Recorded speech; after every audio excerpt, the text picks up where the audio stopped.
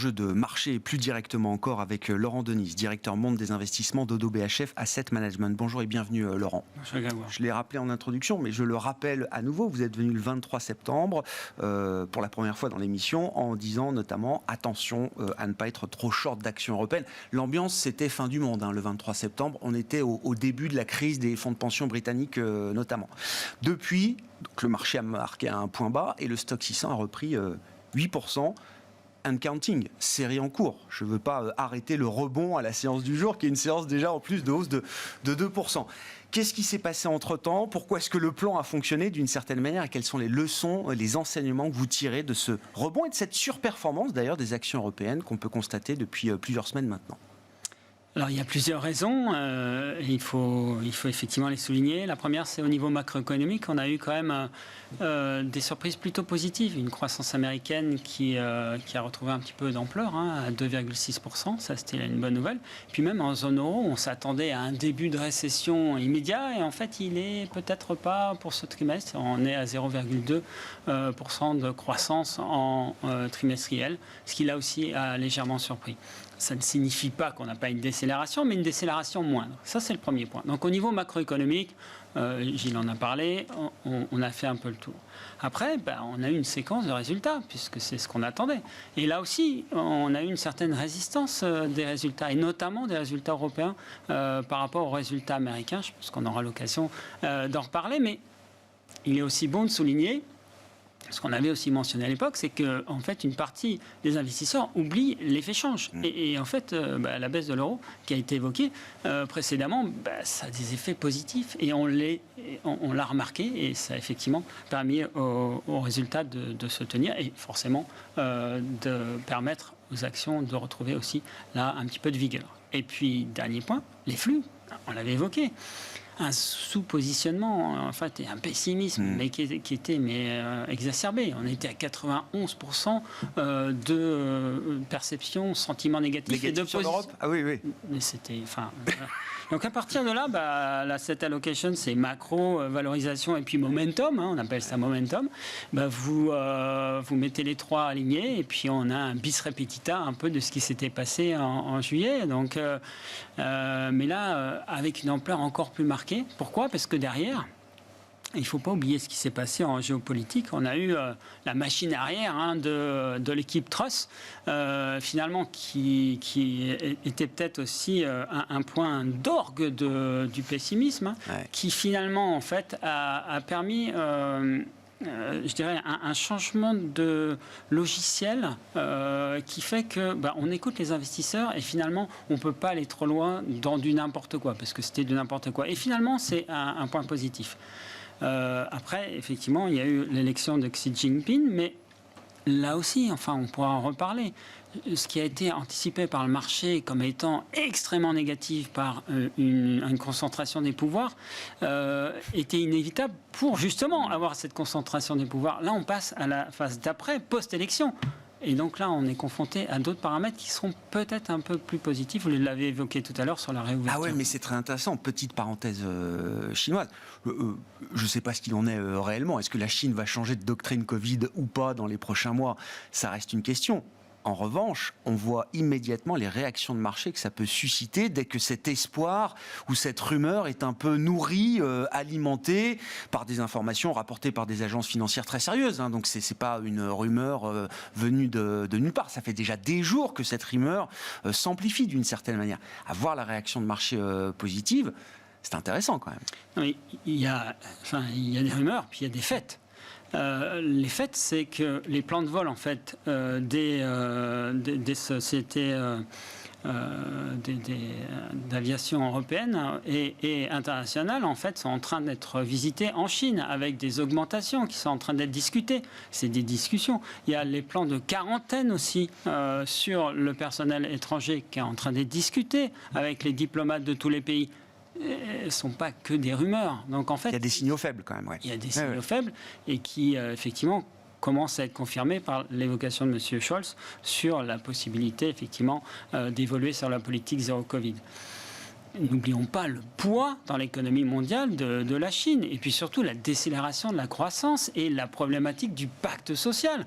On était en septembre à 19,9% de chômage des 16 à 24 ans. Ingérable. C'est intenable. Ouais, voilà. ingérable. Là, on baisse un peu. On voit que la Chine aussi, au travers d'un stimulus économique qui est à peu près 6% du PIB et une politique monétaire relativement accommodante, retrouve aussi un tout petit peu de croissance.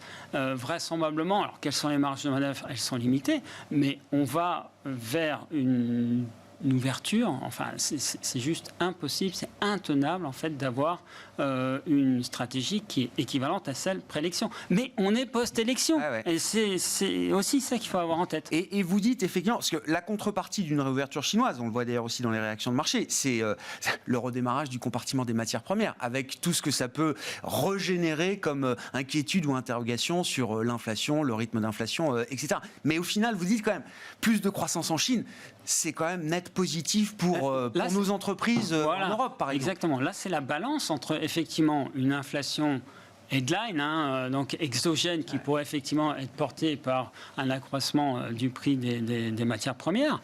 Mais à côté de ça, je vais vous donner une anecdote qui est une anecdote d'économie réelle. On a en fait une activité de trading sur métal. Donc, qui fait quoi? Qui achète du métal et qui le revend aux industriels avec le shipping, avec les transports. La personne en responsabilité nous dit, nous avait prévenu d'une inflation à l'époque qu'elle ne considérait pas comme étant transitoire. Et cette fois-ci, on a eu un comité exécutif ce matin, il nous dit, moi je vous parle de désinflation. D'effondrement de la demande, mais d'effondrement des coûts de transport, du fret, etc. C'est majeur, mais c'est dans des mesures mais colossales. Et donc, cette inflation, effectivement, du prix du pétrole, elle va en tout cas, cette augmentation des prix du pétrole, elle va se confronter quand même à une baisse de la demande, liée à cette baisse, décélération globale de la croissance mondiale, et aussi ces coûts de transport qui avaient été à l'origine aussi d'une explosion des prix et puis aussi des problématiques de supply chain. On est en train de les résorber, de se normaliser, et ça, c'est quand même une bonne nouvelle. Voilà. On a quand même des signaux faibles, comme vous dites, qui sont positifs, mais attention, les signaux faibles, ils peuvent se transformer en signaux forts. Oui, oui.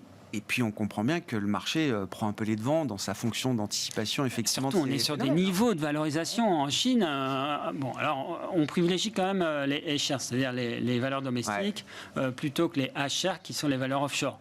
Pourquoi? Parce qu'il y a une volatilité qui est liée aussi à la géopolitique et à la possibilité, effectivement, d'un ban US, enfin bref, de problématiques de tension entre la Chine et les US. Mais néanmoins, on est à peu près à 7 fois les multiples de résultats. 7 fois. Enfin, je veux dire, c'est pas raisonnable là aussi. Alors, est-ce que c'est investissable? Attention, c'est investissable pour des investisseurs qui, eux, peuvent prendre en compte cette volatilité. C'est high octane, comme on dit. Donc attention. C'est pas pour toutes les catégories d'investisseurs. Je reviens aussi alors à ce rebond du mois d'octobre. Un des faits marquants, c'est que les marchés européens ont surperformé parce que de l'autre côté de l'Atlantique, il y a eu quand même la chute des GAFAM qui laisse un sacré trou dans la raquette. Si jamais cette parenthèse dorée de ce cycle de super profit et de surperformance boursière est définitivement refermée, ça laisse les investisseurs un peu orphelins quelque part, Laurent. Alors, est-ce qu'elle va être refermée? J'en sais rien, mais juste 2 chiffres. En fait, Amazon, Meta, Facebook, les revenus, les résultats divisés par 4, quand même. Juste quand même pour des valorisations qui étaient un petit peu hors sol, qui sont revenues sur des niveaux acceptables, mais qui sont autour de 20 ou autour de 16, enfin qui ne sont pas encore extrêmement décotés par rapport à la décroissance, parce que c'était des valeurs d'hypercroissance. Bien sûr. Donc on n'est plus dans cette hypercroissance. On a une normalisation de la trajectoire de croissance, des perspectives. Des sociétés qui deviennent matures un petit peu sur leur business. Et puis on a une problématique qui est liée à la décélération de la croissance. Amazon avec une problématique de consommation, donc ça s'est impacté. Et puis sur aussi les revenus publicitaires qui sont en chute libre, attaqués par d'autres business models.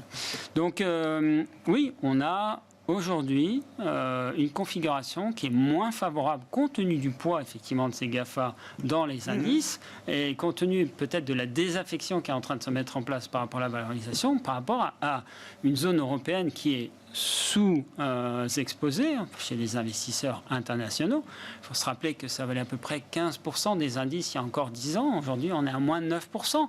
La zone euro, c'est périphérique, j'ai envie de vous dire. Donc, mais c'est périphérique, mais c'est peut-être le moment de s'y intéresser. Pourquoi ? Parce qu'on est sur des valorisations extrêmement attractives. Bon, c'est parfait pour conclure en termes de stratégie d'investissement. Alors évidemment, il y a tout le regain d'intérêt qu'on retrouve pour les produits à taux fixe, du monétaire aux stratégies crédit, buy and hold, etc. Mais sur la partie action, ma question était de savoir comment est-ce qu'on capitalise sur ce rebond du mois d'octobre.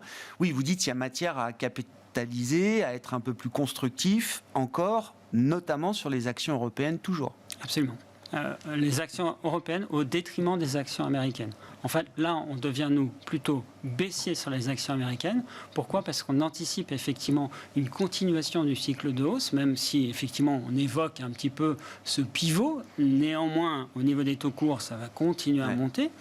En revanche, la BCE, elle, est en retard. Et donc, on va avoir cet impact positif du change qui va être positif. Regardez LVMH, regardez ces sociétés exportatrices. Alors, attention, pas toutes les valeurs européennes. Les small cap, par exemple, les petites capitalisations, elles sont impactées parce qu'elles sont présentes sur leur marché domestique qui, lui, effectivement, est proche de la récession. En revanche, les exportatrices, là, elles vont bénéficier peut-être d'un rebond de la Chine, en tout cas de l'Asie qui est en train de se remettre en marche, et d'une décélération mondiale moins forte que prévu si jamais on a une stabilisation des politiques monétaires. Ça vaut 11 fois les résultats. Vous comparez effectivement à d'autres marchés ou même à l'obligataire. J'ai envie de dire que le high yield, je comparais à du high yield. Donc les actions européennes, le high yield européen, il y a des émissions qui sortent sur du WB à 9%. 9% de rendement, c'est quand même quelque chose qui se regarde. Donc oui, le high yield, les actions européennes, et en contrepartie, on est un peu plus prudent sur les États-Unis. Et la Chine, on le laisse en fonds de portefeuille, mais encore une fois, attention. Pas pour tout le monde. Investisseurs avertis, etc. Ça doit être un fonds de portefeuille. Et le Royaume-Uni. Il est temps de revenir sur le Royaume-Uni. C'est ce qui a été évoqué tout à l'heure. La problématique de devise, en fait, fait qu'aujourd'hui, on a un gain de confiance. Je vais résumer. C'est la confiance qui fait que, en fait, les flux vont revenir. Et la confiance, en fait, elle peut revenir sur le Royaume-Uni et elle peut revenir sur l'Europe à la condition qu'on n'ait pas de dissension politique qui ont été évoqués tout à l'heure. Et ça, il va falloir quand même regarder tout ça. Merci beaucoup Laurent. Merci pour cet éclairage en matière d'investissement et d'analyse de marché. Laurent Denis qui est avec nous en plateau, directeur monde des investissements d'Oddo BHF Asset Management.